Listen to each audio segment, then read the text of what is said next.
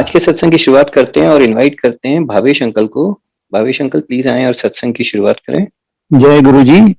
जय गुरु जी अंकल। गुरु जी के चरणों में कोटि कोटि प्रणाम।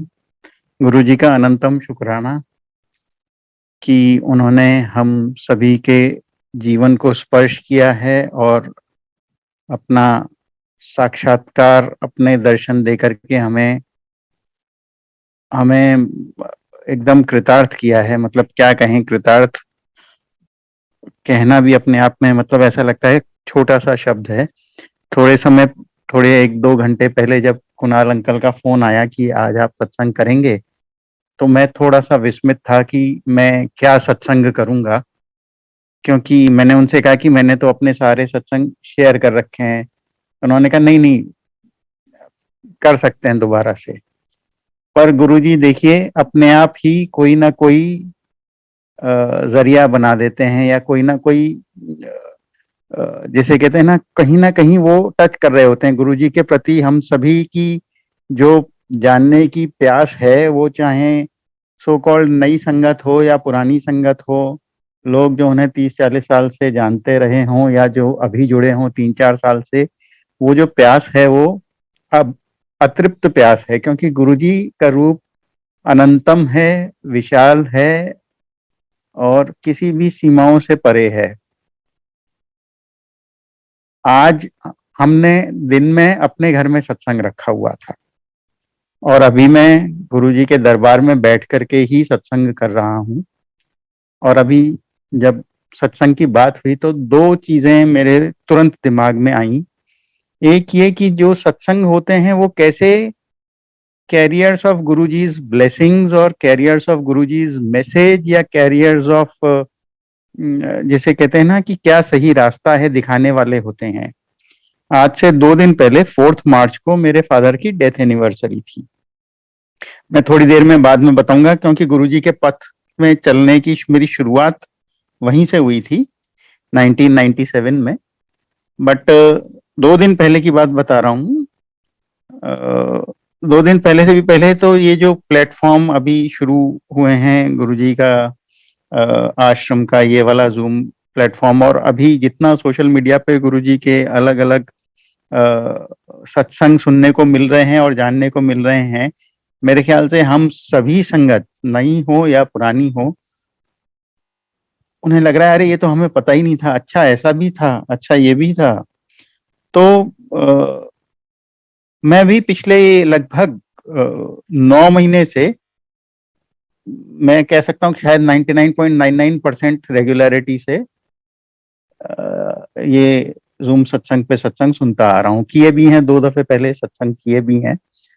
तो 4 मार्च परसों मेरे फादर की डेथ एनिवर्सरी थी और मैं सुबह जब मैं गुरुजी के सामने पूजा में बैठा हुआ था, तो मैंने गुरुजी से ऐसे ही मन कहा कि गुरुजी पापा को जो है अपने चरणों में रखिएगा। और काफी देर तक मैं इस विचार पे, इस थॉट पे सोचता रहा। और शाम को मेरे ख्याल से मनचंदा आंटी ने सत्संग किया, जिसमें उन्होंने बताया कि उनके फादर की डेथ होने के बाद में भी, अगर मैंने कोई नाम गलत बोला हो तो आई एम सॉरी, बट मतलब परसों की शाम का ही सत्संग था, जिसमें उन्होंने ये कहा कि जब वो आंटी के फादर की डेथ हुई थी तो वो काफी समय तक जो है अपने फादर को मिस करती रही, और उन्होंने भी ऐसे ही गुरुजी से कहा कि उन्हें अपने चरणों में शरण दीजिएगा, दोबारा 84 के चक्कर में नहीं उन्हें आना पड़े। और उसके बाद में एक दिन जब वो सो रही थी तो उन्हें सपना आया और गुरुजी ने उनसे कहा कि वो मेरे ही खोल हैगा और तू चिंता ना कर। तो वो बड़ी रिलीव्ड हुई। तो इससे ज्यादा इंस्टेंट रिप्लाई क्या होगा। सुबह मैं सोच रहा हूँ, शाम को यही चीज मेरे को सत्संग में सुनने को मिलती है। दूसरा आज का है, एक कोई शब्द है जिसमें दर्शनों की व्याख्या कर रखी है कि एक स्वरूप के दर्शन होते हैं, एक शब्द दर्शन मतलब जो शब्द कीर्तन चल रहे हैं उनके थ्रू, एक स्वप्न दर्शन होते हैं, फिर एक साक्षात दर्शन होते हैं। ऐसे 4-5 टाइप के, 4-5 प्रकार के किस टाइप के दर्शन हो सकते हैं गुरु के। कहीं पे ये मैंने एक किसी शब्द में ही शायद सुना था। तो आज हमने जब दिन में सत्संग रखा हुआ था तो मैंने कल शाम को अपनी शबद की प्लेलिस्ट बना ली थी, और सुबह 5-6 बजे जब उठे तो काफी समय तक मैं उठने के बाद भी लेटा रहा था, और मेरे दिमाग में एक शब्द चलना शुरू हुआ। और वो शब्द जो थे वो मैंने कल कंसिडर किया ही नहीं था। मतलब एक तो होता है रिकॉल, कि मैं जब प्लेलिस्ट बना रहा हूं तब मैंने जो है वो शब्द को देखा हो या सुना हो, और फिर उसकी जगह किसी और शब्द को सेलेक्ट किया हो, तो हो सकता है वो मेरे को अगले दिन सुबह याद आ जाए। लेकिन ऐसा नहीं था, वो शब्द मेरे सामने आया ही नहीं था कल। तो सुबह वो लगभग 1 घंटे तक मेरे मन में वो शब्द चलता रहा। जैसे कहते हैं शब्द दर्शन, शब्द कीर्तन के द्वारा जो दर्शन वाली बात होती है, वो मेरे सुबह 5 से 6 बजे के बीच में मेरे दिमाग में वो चीज चलती ही रही। फिर 11 बजे से हमने जब सत्संग शुरू किया तो 11 बजने से जस्ट पहले, एक ओंकार से शुरू करने से जस्ट पहले, मैंने अपनी डॉटर से कहा कि ये शब्द लगा दो। तो वो एक ओंकार से पहले हमने, जैसे कहते हैं ना, जैसे प्री संगत टाइम में प्ले कर लिया। उसके बाद क्या हुआ, उसके बाद जूम प्लेटफॉर्म पे जब मैं 9:54 पे मैंने ज्वाइन किया तो वही शब्द चल रहा था, तुम्हारी कृपा से सुख घनेरे। अब आप बताइए, इससे ज्यादा रोंगटे खड़े करने वाली क्या बात हो सकती है। तो गुरुजी त्रिकाल में विद्यमान है। मतलब हम कुछ भी कहें, शब्द छोटे हैं, विचार छोटे हैं। गुरुजी से मैं जुड़ा, अगर हम इस तरीके से जुड़ने की बात करें, 1997 में गुरुजी की संगत में कर्नल जोशी, जोशी अंकल जो हैं वो मेरे मामा जी हैं, उनके यहाँ पे हम आते थे, शब्द चलते थे। सुबह सुबह हम सुनते थे, तू मेरा पिता तू है मेरा माता, श्वासां दी माला, नल सिमरा में तेरा नाम। मेरे फादर को कैंसर हुआ था 92 में, और फिर वो ठीक हो गए थे। उनका इलाज एम्स में हुआ था, तो उन्हें पीरियोडिकल चेकअप के लिए एम्स आना पड़ता था। 97 में जब वो पीरियोडिकल चेकअप के लिए एम्स आए फरवरी में, तो थोड़ी तबीयत खराब रहने लगी थी। डॉक्टर ने देखा तो जो 6 महीने पहले चेकअप के टाइम पे डॉक्टर ने कहा था कि आप बिल्कुल ठीक हैं, आप थोड़ा और लंबी फ्रीक्वेंसी पे भी उसके लिए आ सकते हैं चेकअप के लिए, उसने एकदम उल्टी बात कह दी कि ये तो रिलैप्स हो गया, और इतना बुरी तरीके से रिलैप्स हुआ है कि मतलब किडनी में, मतलब सारे बदन में, चाहे लंग्स हो, चाहे इधर हो, चाहे उधर हो, सब जगह फैल चुका है। और ये 5-6 महीने का समय है आपके पास में, इलाज कुछ नहीं है, और बड़ा ही पेनफुल ये एंड रहेगा। आपके कभी कान से खून आएगा, कभी नाक से आएगा। अब एक व्यक्ति जो स्वयं बीमार है, उसके सामने इस सब टाइप की बात हो जाए तो वो एकदम टूट जाता है। तो वो एम्स खुद चलते हुए गए थे, लेकिन वापसी में वो हमें लिटरली उन्हें कुर्सी पे बिठा करके एक तरीके से लाना पड़ा। तो जो मुझे पता है कि उस समय गुरुजी शायद जलंधर में थे, तो मामा ने गुरुजी को फोन किया या कांटेक्ट किया, और उन्होंने कुछ उपाय बताया जिसमें 4 डिजिट, मतलब 4 का अंक आता था। तो 27 फरवरी को, हम लोग तब जयपुर में रहते थे, 27 फरवरी को हम दिल्ली से वापस जयपुर गए। वो उपाय किया गया, और उसके 1 हफ्ते में उन्होंने अपना शरीर त्याग दिया। शायद गुरुजी ने कहा था कि भाई जाने का तो समय है, but he will go without any pain. तो वो 4 मार्च की बात थी जब वो किया था। और 2 दिन पहले, जब मैंने आपको थोड़ी देर पहले बताया कि मैं गुरुजी से यही कह रहा था कि उन्हें अपने ही चरणों में रखिएगा, और देखिए शाम को वही सत्संग मुझे भी सुनने को मिला। तो गुरुजी की शरण में जो आ गया, गुरुजी फिर हमेशा उसके अंग संग है। तब तक मैं गुरुजी से मिला नहीं था। 1-1.5 महीने बाद मुझे चंडीगढ़ जाने का मौका मिला, तो मुझे मामा ने कहा कि वहाँ सेक्टर 33 में गुरुजी बैठते हैं, वहां जाकर के और आशीर्वाद लेके आना, और वो पूछेंगे किदों आया तो कहना जोशी अंकल दा भान जाऊं। तो मैं गया वहां पे, और जो शब्द कहे गए थे, गुरुजी ने उससे ना एक अक्षर इधर ना एक अक्षर इधर, उन्होंने कहा किदों आया। मैंने कहा जोशी अंकल का भांजा हूं। उन्होंने सर पे मेरे हाथ रखा और कहा कल्याण की था। अब कल्याण भी गुरुजी का किया हुआ कितना इंस्टेंटेनियस होता है। मैंने लगभग साल भर पहले मैंने इंजीनियरिंग कंप्लीट करके एक नौकरी ज्वाइन करी थी, जिसमें मैं बहुत ज़्यादा खुश नहीं था। मैं एक चेंज चाह रहा था और मैंने दूसरी कंपनी में, जिसमें मैं आज भी हूँ, अप्लाई किया हुआ था, लेकिन कोई मतलब उसका कोई नतीजा नहीं आया हुआ था। तो मैं जो है चंडीगढ़ से जब वापस दिल्ली आया, मैं उस समय शिफ्ट ही हुआ था दिल्ली और मामा मामी के यहाँ ही रुका हुआ था। तो मैं सुबह सुबह बस से, मतलब अर्ली मॉर्निंग बस से पहुंचा हूँ वापस, और मैं मामी से बात कर रहा था कि ऐसे ऐसे मैंने अप्लाई किया हुआ था, कुछ उसका पता नहीं चल रहा है, इंटरव्यू वगैरह दिया हुआ था। उन्होंने कहा तू फोन करके पूछ ले। मैंने कहा पता नहीं, मेरे पास में ना उसका कोई कांटेक्ट नंबर नहीं रह गया, कुछ नहीं रह गया, तो मैं कहाँ फोन करूं, क्या करूं। गुरुजी ने 2 दिन पहले मेरे को सर पे हाथ रख के कहा कल्याण की था। अच्छा हाँ, एक और चीज हुई थी, ये सब बात हुई थी लेकिन तब मैं चाय नहीं पीता था।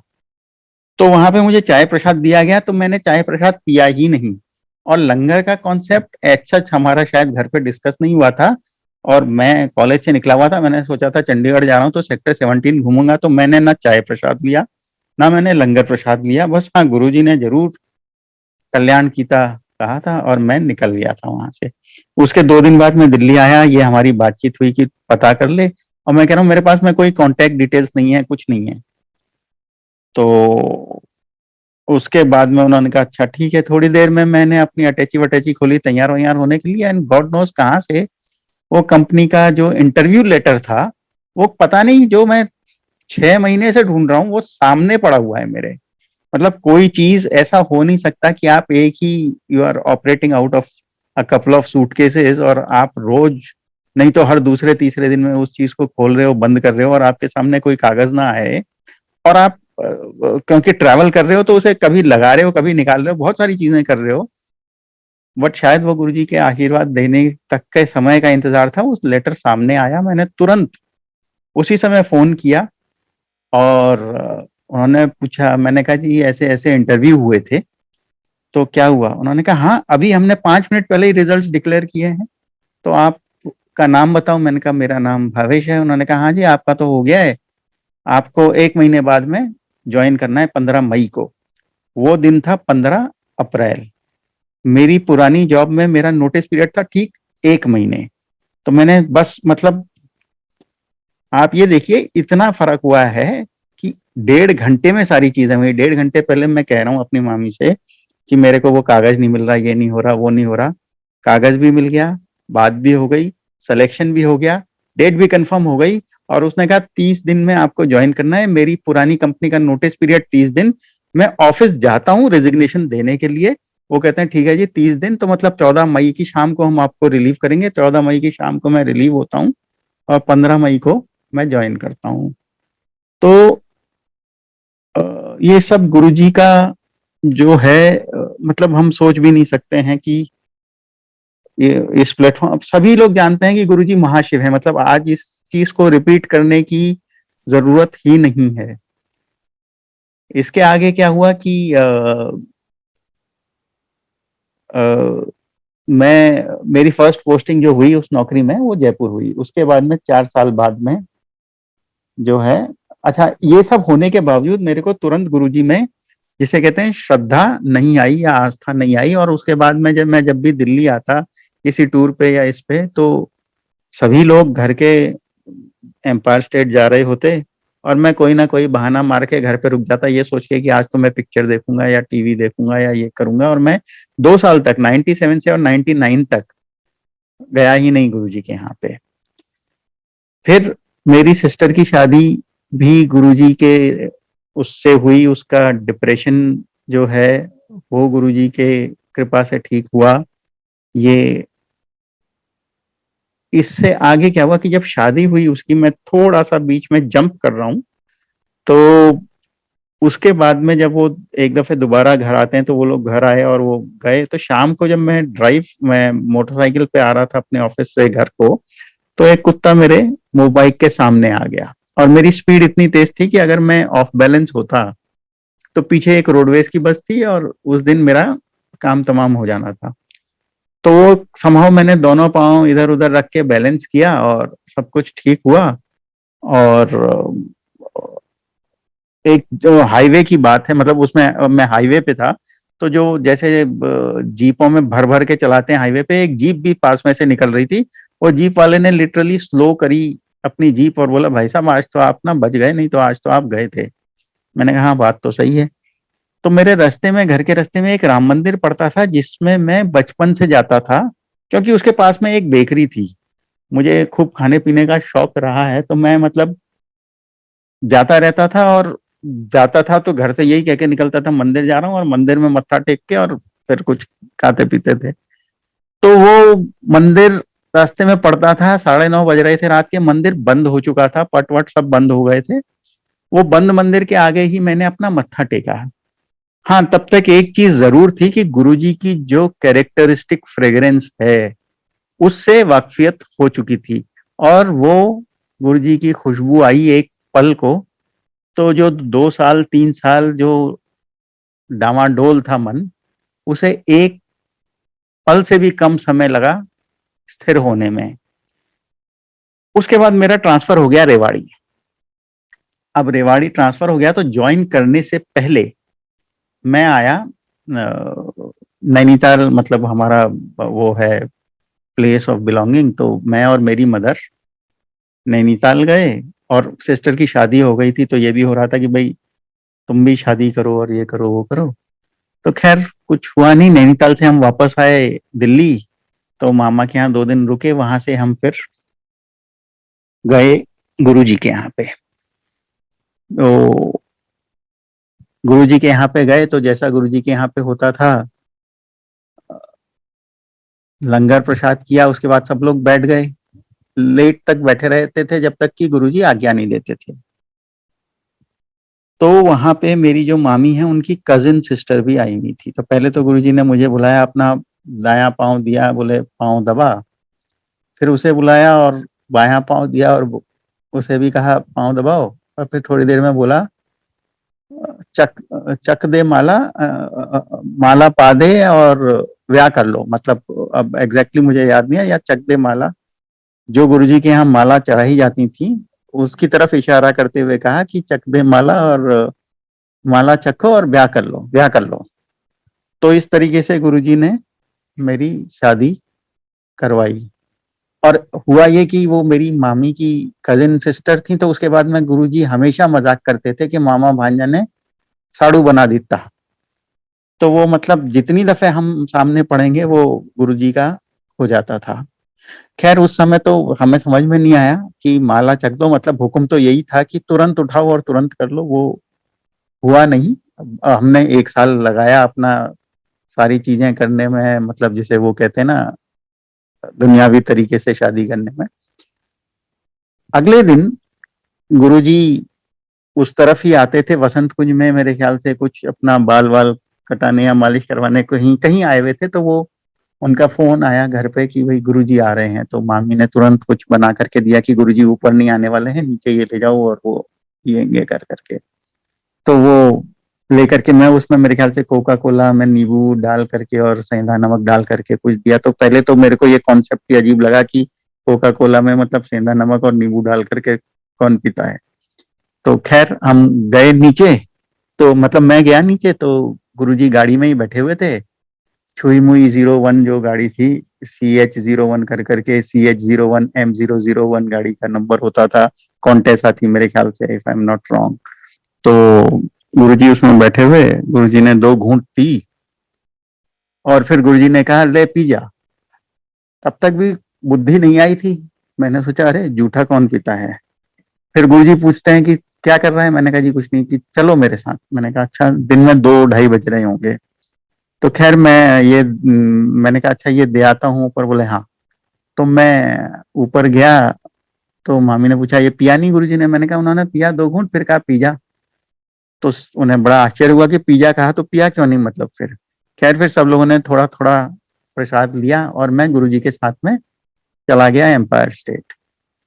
वहां उस दिन 2:30-3 बजे से मेरे ख्याल से जब तक संगत लगी 8 साढ़े 8 बजे तक मुझे गुरुजी की सेवा में होने का सौभाग्य मिला, और वो मेरे लिए काफी अविस्मरणीय है, मैं भूल नहीं सकता हूँ, क्योंकि जब जैसे उनकी जो चरण सेवा या बाकी जो भी सेवा का उन्होंने मुझे मौका दिया, ऐसी ऐसी शीतलता, ऐसा, मतलब जो चीज बयान ही नहीं की जा सकती। और उस समय फिर देखिए आगे कैसे होता है। फिर गुरुजी ने मुझसे पूछा, अच्छा तो क्या, कहाँ है तेरी पोस्टिंग, कहाँ है? मैंने कहा जी गुरुजी रेवाड़ी। मैंने उन्हें इतना कहा। उसके बाद में गुरुजी ने मुझे बताया, गुरुजी ने कहा अच्छा ऐसा है, रेवाड़ी से बावल एक रोड जाती है। मैंने कहा अच्छा जी, मैं अभी तक रेवाड़ी गया ही नहीं हूँ, मतलब उस समय तक। तो रेवाड़ी से बावल एक रोड जाती है, उसमें उस रोड के राइट हैंड साइड पे तेरा प्लांट होगा, मतलब तेरा जो इंडस्ट्री होगी वो होगी। जब उसके प्रीमाइसेस में घुसोगे गेट से अंदर, तो उसमें बहुत सारे बिल्डिंग ब्लॉक्स हैं। तो गेट से अंदर घुसते ही राइट हैंड साइड पे जो ब्लॉक है, उसमें तुम्हारे को रूम दिया जाएगा, और जब तुम रूम का दरवाजा खोलोगे तो सामने जो खिड़की है उसमें बेल लगी हुई मिलेगी। तो मैंने भी सुना, और बस उसके बाद मैं ध्यान से उतर गया। उसके हफ्ते भर बाद मैंने जाकर के रेवाड़ी में अपना ऑफिस ज्वाइन किया। और जैसा होता है कि नया जगह पे आदमी ज्वाइन करता है, तो उसे सारे डिपार्टमेंट्स, मेरे बॉस ने मुझे कहा कि भाई तुम्हें कोई भी स्पेसिफिक जॉब असाइन करने से पहले तुम्हारे को सारे डिपार्टमेंट्स में एक एक हफ्ता या 10-10 दिन लगाने पड़ेंगे। तो ये रोटेशन होते होते शायद 40-45 दिन निकल गए, या शायद 2 महीने निकल गए। और फिर जो है मेरे बॉस ने मुझे चाबी दी कि भाई एसएनडी ब्लॉक में जाओ, ये कमरा है, तुम्हारे को ये तुम्हारा वो रहेगा। तो मैं गया, और जैसे ही मैंने दरवाजा खोला, सामने खिड़की के सामने वो बेल थी, और तब मुझे गुरुजी की ये सारी कही हुई बातें याद आई कि रेवाड़ी से बावल जाते वक्त ये इंडस्ट्री जो थी राइट हैंड साइड पे थी, उसमें उस प्रेमाइसिस में बहुत सारी बिल्डिंगें थी, और जिसमें मुझे रूम अलॉट हुआ था वो राइट हैंड साइड पे थी। मतलब जो गुरुजी ने कहा अक्षर अक्ष सत्य था वो। वहां पे काम चलने लगा। फिर क्या हुआ, एक दिन गुरुजी का मामा को हुक्म हुआ कि भाई कौड़तुम्बा चाहिए। कौड़तुम्बा एक जंगली फल होता है, बेल पे लगता है, जो बेल जो है जमीन से लगी रहती है, मतलब वो बेल ऊपर नहीं चढ़ती है, वो जमीन पे लेटी हुई बेल, बिछी हुई बेल जिसे कहते हैं ना, वो होती है, उसमें कौड़तुम्बा लगता है। और वो बड़ा ही विचित्र सा फल है। उसका जो जो गूदा है, जो अंदर का जो पार्ट है, वो अगर हाथ में टच हो जाता है किसी के, तो उसका जबान तक कड़वी हो जाती है, मतलब ऐसा उसकी तासीर है। और ये कहा जाता है कि जो बहुत ही पहुंचे हुए वैद्य होते हैं, वो मतलब इसका दवाइयों में भी इस्तेमाल कर सकते हैं। और पर्टिकुलरली जो जैसे जो गोधन है, उन उसके लिए तो ये बड़ा ही अच्छा माना जाता है। तो ये तो सबको पता है कि शिव जी जो हैं वो वैदेश्वर हैं। तो गुरुजी ने मामा को हुक्म दिया कि भाई मुझे कौड़तुम्बा चाहिए। और कौड़तुम्बा इंसिडेंटली ड्राई प्लेसेस में होता है, जहाँ पे बारिश वारिश कम होती है। तो क्योंकि हम लोग जयपुर से थे, तो उन्होंने शायद उनसे कहा कि भाई तेरी बहन जयपुर में है, इंसिडेंटली उनका बड़ा बेटा जितिन भी उस समय जयपुर में था, कि वहां बात करो, वहां से मंगाओ। तो अब वहां पे कह दिया गया, लेकिन ये फ्रेश कौड़तुम्बा तो मिला ही नहीं वहां पे। जिससे बात करें वो बात करें कि हाँ जी उसकी तो ऐसे वैद्य लोग फांकी बना देते हैं, किसी पंसारी के मिलेगा, कहीं कहीं मिलेगा। और गुरुजी ने कहा था कि कट्टों के कट्टे, मतलब बोरी भर करके मंगाने हैं। तो अब ये बात उन्होंने जहां बात करी वहां पे था कि भाई आधा किलो मिल जाएगा, पौन किलो मिल जाएगा। तो इन्होंने कुछ जो ऐसा जो प्रोसेस्ड कौड़तुम्बा होता है, जो मतलब इसकी फांकी वांकी टाइप्स कुछ बनी हुई, ये किसी पंसारी से लेकर के 1-8 किलो तो भिजवाने का इंतजाम कर लिया।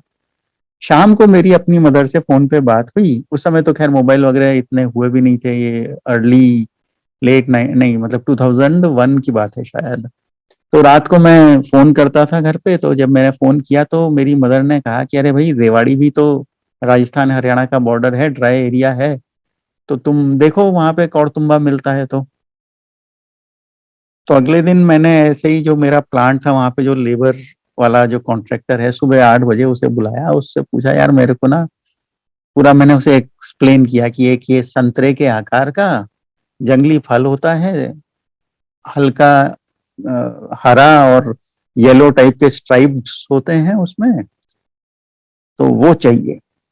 तो उसने 1 आध मिनट देखा, बोला अच्छा मैं आता हूँ, फिर वो बाहर गया, फिर वो एक फल ले आया, और उसे देखते ही आई वॉज 100% श्योर कि ये कौड़तुम्बा ही है। तो मैंने कहा हाँ है तो यही, लेकिन ये बता कि कितना मिल जाएगा। मैंने कहा ये कहाँ मिलेगा। बोले ये अपने प्लांट में जो खाली जमीन है उस पर बहुत सारी बेलें हैं, ये तो बहुत है। मैंने कहा अच्छा तो कितना दे सकते हो। And what are the words he replies in, वो कहता है कि आपको कितनी बोरियां चाहिए, कितने कट्टे चाहिए, ये बताइए। और फिर गुरुजी का आशीर्वाद ये रहा कि गुरुजी उधर से हुक्म कर देते थे, भाई कौड़तुम्बे खत्म हो गए, इधर से मैं कौड़तुम्बे कट्टे भर करके किसी ट्रक में रखवा देता था, वो एक पेट्रोल पंप पे उतर जाते थे, उस पेट्रोल पंप से मामा कलेक्ट कर लेते थे। और जिन लोगों को फिर वो कौड़तुम्बे की सेवा वहां पे होती थी, हाँ उनकी जरूर वो आफत आ जाती थी, जैसे मामी हैं या और आंटियां हैं, वो सब कौड़तुम्बे गुरुजी के यहाँ मलना, वो सब के जबान में वो एकदम कसैलापन आ जाता था, और हो फिर से कौड़तुम्बे आ गए। तो ये गुरुजी की महिमा। गुरुजी मन की बात कैसे जानते हैं, हम लोगों ने बहुत सारे सत्संगों में सुना है। तो ऐसे ही जब मैं अब गुरुजी के यहाँ रेवाड़ी से मैं जाने लग गया था काफी, जब मैं जाने लग गया था तो एक दिन गुरुजी के कुछ समय तबीयत खराब थी, तो संगत बंद थी, बट कुछ ऐसा था कि मामा मामी के का जाना रहता था, वो उनकी सेवा लगी रहती थी। तो मैं और मेरी मौसी का लड़का जीतू, हम भी कभी कभी उनके साथ पहुंच जाते थे, और गुरुजी की कृपा रही कि वो हमें परमिट कर देते थे। तो एक दफे ऐसे ही गुरुजी की सेवा में मामा मामी लगे हुए थे, मैं और जीतू वही एम्पायर स्टेट के हॉल में पीठ टिका के बैठे हुए हैं, और मैं जीतू से बहुत ही धीमी आवाज में कह रहा हूँ कि वो दिन कभी आएगा कि जैसे कभी गुरुजी प्रसाद में इनको अपनी जूती दे देते हैं या मोजे दे देते हैं या ये दे देते हैं, कि कभी हमारा नंबर भी लगेगा। तो गुरुजी ने मेरी तरफ देखा ऐसे कर करके, जो मैं मतलब ऑडियो सत्संग है तो मैं कह नहीं सकता, लेकिन सब समझते हैं कि वो कैसे देखते थे। और तुरंत जो है गुरुजी ने इशारा किया, मुझे बुलाया, अपने मोजे उतारे और दे दिए। तो क्या कहा जाए, ऐसे ही एक दफे जब मैं यही रेवाड़ी में, मुझे एक दफे सपने में दर्शन आए कि गुरुजी की सेवा हो रही है, और मामी से उन्होंने कहा सपने में ये सब चल रहा है कि भाई गरम गरम पानी लाओ, तो वो एक बाल्टी में गरम गरम पानी लेकर के आ रही हैं। और मेरे मन में अचानक आया कि अरे ये तो खौलता हुआ पानी है, इसमें जो है पाँव जल जाएंगे। सपना आया, खत्म हो गया। उसके 2 महीने तक, इंसिडेंटली 2-3 महीने तक मैं नहीं जा पाया गुरु जी के दर्शन को। फिर मैं जब गया तो अगेन इंसिडेंटली ये नॉन संगत दिन था, जब मैं इनके साथ में गुरु जी के यहाँ चला गया, और गुरुजी अपने बॉक्सर शॉर्ट्स में और बनियान में एम्पायर स्टेट वाले हॉल में लेटे हुए हैं, चादर वादर बिछा करके, और उनका वही गरम तेल वेल से मालिश हो रही है, ये हो रही है। थोड़ी देर में उन्होंने कहा, मतलब क्या कहा मुझे पता नहीं, बट ये हुआ कि पानी लाया गया एक टब में गरम गरम, कि उसमें पाँव डालेंगे वो। और फिर गुरुजी ने थोड़ा सा पाँव वाँव उसे टच किया, और फिर मेरी तरफ बोलते हुए, ये भी कोई पानी है, ये गर्म है। अरे पानी तो इतना गर्म होना चाहिए कि पाँव जल जाए। और फिर मेरी तरफ देख करके हंस, मतलब मुस्कुरा दिए। तो जो हम बार बार सुनते हैं कि जो स्वप्न दर्शन है, वो स्वप्न नहीं है, जो विचार है वो विचार है, क्योंकि गुरुजी हैज परमिटेड दैट विचार टू कम टू अस। वो स्वप्न है, वो सब उनकी ही आज्ञा से, कोई देर आर नो कोइंसिडेंसेस, जो है सब गुरुजी का हुक्म है। जो जो तेरा हुक्म है तिवें त्यों होवना, कुछ पत्ता भी नहीं खड़क सकता गुरुजी के हुक्म के बिना। जो मतलब फिर क्या हुआ कि हमारा शादी वगैरह हो गई, और हम काफी फैमिली वे में आने का ट्राई कर रहे, नहीं हो पा रहा। तो फिर एक दफे जो है हम गुरुजी के यहाँ गए, और ऐसे ही संगत के बाद में, लंगर के बाद में बहुत देर तक बैठे हुए थे।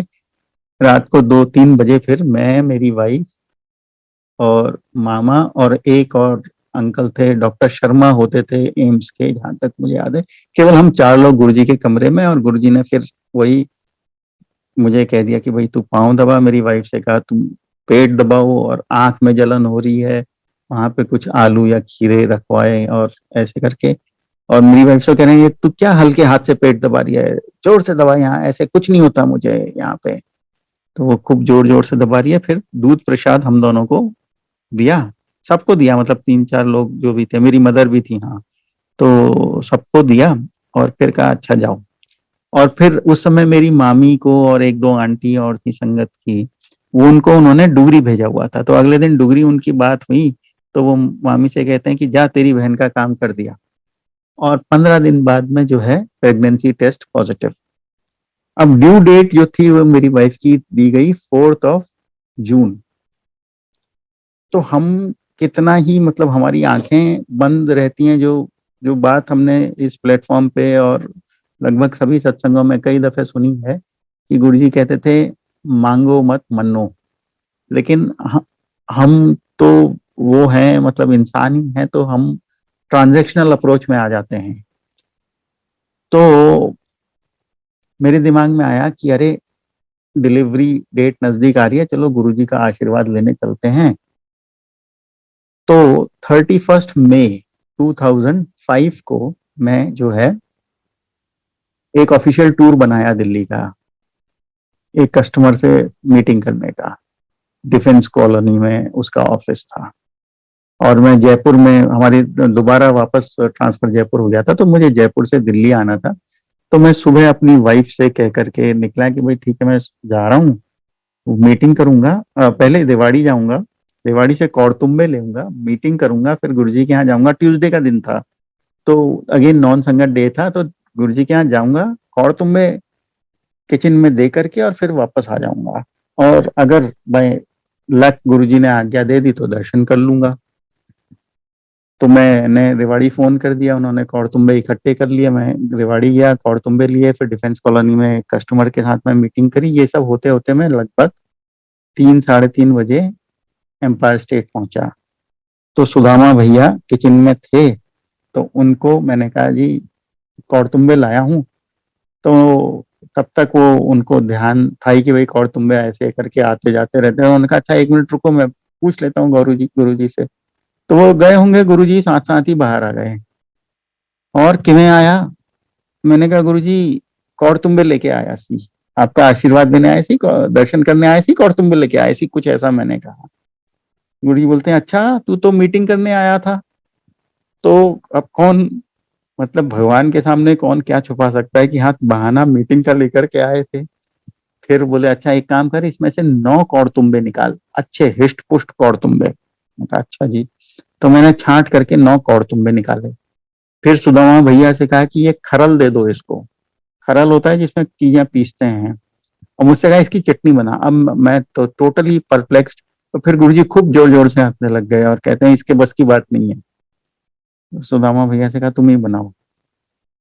फिर अच्छा, इंसिडेंटली जयपुर से मेरा एक सीनियर कलीग भी मेरे साथ में थे। मैंने कहा गुरुजी मेरे कलीग हैं वो बाहर बैठे हुए हैं गाड़ी में, मैं बुला लूं?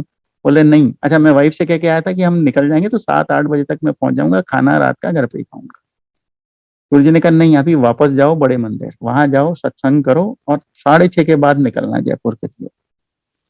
तो जैसा हुक्म, मैं उनको लेकर के वापस मंदिर गया। वहां पे हमने, मतलब वहां पे जो संगत थी उन्होंने चाय प्रसाद का प्रसाद दिया, हमने सत्संग किया। 6:30 के बाद हम निकले, और इंसिडेंटली क्योंकि 6:30 के बाद में दिल्ली अपने आप में पीक ट्रैफिक हो जाता है, तो मैं रात को 12:30 बजे के आसपास में घर पहुंचा वापस। और मैंने अपनी वाइफ को उठा के कहा, मैंने कहा देखो भाई ऐसा है, गुरुजी ने 9 कौड़तुम्बे निकलवाए थे, नव दुर्गा होती हैं तो अब बेटी होगी। तो हमारे को 7 जून को बेटी हुई। गुरुजी ने बाद में उसका नाम भी रखा गौरी। तो कौड़तुम्बे की महिमा जो है वो किस किस तरीके से, देखिए कैसे चलती गई। और महासमाधि से पहले तो गुरुजी का इतना वो रहा, मतलब वही है, हम तो समझे ही नहीं कि हम क्या मिस कर रहे हैं, या क्या मतलब हमारे सामने क्या अपॉर्चुनिटी है कि भगवान साक्षात हैं और हम मतलब कितना दर्शन लाभ ले सकते हैं, कितना मतलब क्या नहीं कर्म कटवा सकते हैं केवल सानिध्य से। बट गुरुजी ने महासमाधि से पहले 6 महीने तक लगातार हर महीने मुझे और तुम्बे के माध्यम से, मतलब हर महीने ये हुक्म आया नवंबर 2006 से मई 2007 तक। कौड़तुम्बे खत्म हो गए, कौड़तुम्बे लेके आई। पहले जब हुक्म आता था तो कौड़तुम्बे भेजते ही आता था, लास्ट के 6 महीने में कौड़तुम्बे लेके आई आया। तो ये है। और और क्या बताऊं, मैंने बताया ही आपको कि जो गुरुजी का जो है वो कम्युनिकेशन इंस्टेंट है। जैसा मैंने अभी आपको बताया, चरणों में रखी है पिताजी को, जो मैं अभी 2 दिन पहले बात कर रहा था। शाम को इसी सत्संग के माध्यम से मेरे को एक एक काइंड ऑफ वैलिडेशन मुझे मिला। आज सुबह सुबह जो मेरे दिमाग में शब्द चल रहा है, जिसे मैं मन ही मन रिकॉग्नाइज कर रहा हूँ कि ये मेरे शब्द दर्शन हो रहे हैं, शाम को वही शब्द यहाँ पे चला। और जो ये संगत का परिवार आपस में गुरुजी ने बनवा दिया है, ये मतलब आज आप देखिए, आप जब किसी भी संगत से मिलते हैं, आप जानते हो या नहीं जानते हो, एक पॉजिटिविटी जो हृदय में आती है। अच्छा, आप गुरुजी संगत है, आप गुरुजी, अच्छा कब से, क्या आपके साथ क्या सत्संग हुआ, और तुरंत सत्संगों की जो गंगा है वो बहने लगती है। और जो बात, जो मैं एक उससे अब वो करूंगा सत्संग से, क्योंकि कई दफे ऐसा होता है कि अ, नई संगत कई दफे बोलती है गुरुजी क्या करते थे, कैसे करते थे, लेकिन गुरुजी का जो वो है जो प्रेम है नई संगत पे, आप देखिए कि जिन्होंने, हम मैं अपनी बात कहूं, मैंने उन्हें देखा, उन्हें छुआ या उन्हें मुझे छूने का अवसर दिया, बट वो चीज समझ में आई नहीं कि हम क्या कर रहे हैं। लेकिन जो सो कॉल्ड नई संगत है, उन्हें तो डे वन से पता है कि वो भगवान के पास में है। इससे बड़ी चीज कोई हो नहीं सकती है। और अगेन गुरुजी कैसे विद्यमान है, तो हमारे एक बड़े अच्छे पारिवारिक मित्र बन गए, जो 2012 के बाद में गुरुजी से जुड़े।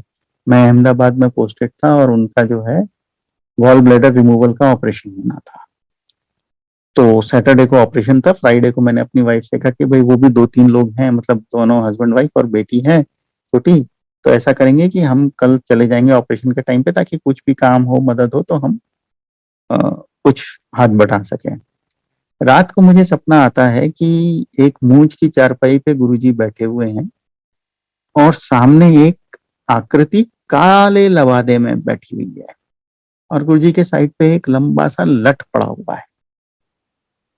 और उस सपने में भी मेरे दिमाग में ये बात चल रही है कि ये इतना चीजें रुकी हुई क्यों है, कुछ हो क्यों नहीं रहा। और अचानक गुरुजी वो लठ उठाते हैं और उस आकृति को मारते हैं, और वो आकृति जमीन पे गिर जाती है और मेरी आंख खुल जाती है।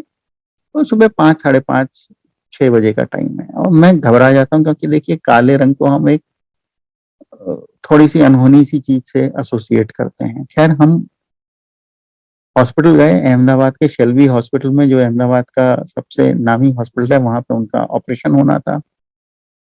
और उनकी सास, मतलब जो अंकल हैं, उनकी मदर इन लॉ भी वहां पे पहुंच गई, और वो गुरुजी से काफी जुड़ गई थी तब तक काफी। और जब अंकल को प्री ऑपरेटिव रूम में ले गए, तो अचानक हम सुनते हैं कि जो जो ये एरिया है जहाँ पे जिनका सर्जरी होनी है, उनके रिश्तेदार बैठते हैं, वहां पे अचानक शब्द चलने लग गए। तो दो शब्द चले थे, एक तो मुझे ध्यान नहीं आ रहा कौन सा था। एक था गुरु मेरी पूजा, गुरु भगवंत, गुरु मेरा पार ब्रह्म, गुरु गोविंद वाला जो शब्द है। और मेरे मन में आ रहा है कि अरे, ये हॉस्पिटल है और ये आंटी ने जो है इतनी जोर से शब्द लगा दिया है, किसी को डिस्टर्ब होएगा, अभी कोई टोकेगा हमें। थोड़ी देर में वो आंटी पूछती है कि अंकल, ये शब्द आपने लगा रखा है, और हम सब एक दूसरे का मुंह देख रहे हैं। क्योंकि हर व्यक्ति हमारा, हम जो 2-3 लोग थे, हमें हर व्यक्ति यही सोच रहा है कि दूसरे ने शपथ लगा रखा है। थोड़ी देर में वहां पे एक सज्जन बैठे हुए जो उस हॉस्पिटल की सेटिंग के हिसाब से बिल्कुल अलग थे, इन द सेंस कि वो बहुत ही अपमार्केट हॉस्पिटल था और ये अंकल बहुत ही सादे कपड़ों में बैठे हुए हैं, अ, और बड़ी सी दाढ़ी, लंबे चौड़े, और इन्होंने एक बहुत ही पुराना सा जो वो नोकिया के कीपैड वाला फोन होता है वो निकाल के कह रहे हैं, जी ये शब्द मैंने लगा रखा है, अगर आपको डिस्टर्ब हो रहा, मतलब कुछ हो कि आपको परेशानी है या ऐसा कुछ, उन्होंने कहा तो मैं बंद कर देता हूँ। तो हम लोग बड़े खुश हुए, नहीं नहीं अंकल सुनिए, क्योंकि जो अहमदाबाद में रहा हुआ है वो जानता है कि या तो वहाँ पे इंग्लिश में बात होगी या गुजराती में बात होगी, हिंदी में हो जाए तो बहुत बड़ी बात है, पंजाबी तो बहुत दूर की बात है। तो खैर वो शब्द वबद चला वहां पे, एक तो थोड़ी देर में हमने देखा वो अंकल निकल गए, मतलब वो हमें नहीं दिखे, हमने कुछ खास सोचा नहीं। अब जैसा होता है कि ऐसी सर्जरी के बाद में जो बॉडी पार्ट वो रिमूव करते हैं डॉक्टर, वो बॉडी पार्ट लेकर के आते हैं और दिखाते हैं। तो वो डॉक्टर वो पेट्री डिश जो होती है जिसमें ये चीजें रखी जाती हैं वो लेकर के आए, उसमें वो गॉल ब्लैडर का पीस बीच में से छिला हुआ और उसमें स्टोन्स भरे हुए, और स्टोन का कलर जैसे ही मैंने देखा, मेरे को मतलब दिल से शुक्राना हुआ गुरुजी का, क्योंकि स्टोन का जो कलर था, वो जो काला लिबास जो मैंने सपने में देखा था पहने हुए आकृति, वैसा कलर था। तो ये अच्छा, आप मजे की बात, जब अंकल को होश में आया तो वो हमसे कहते हैं तुम लोगों ने इतनी जोर से शब्द क्यों लगा रखा था, कोई डिस्टर्ब हो जाता तो ये है गुरुजी, पल पल हम सबके साथ में हैं, और बस हम अपना शीश उनकी स्तुति में नवाए रखें, उनके उसमें वो रखें। बहुत बहुत धन्यवाद, आज एकदम से मेरे को सत्संग दोबारा करने का, तिबारा करने का मौका मिला। गुरु जी को कोटि कोटि धन्यवाद, गुरु जी का कोटि कोटि शुक्राना। जय गुरु जी।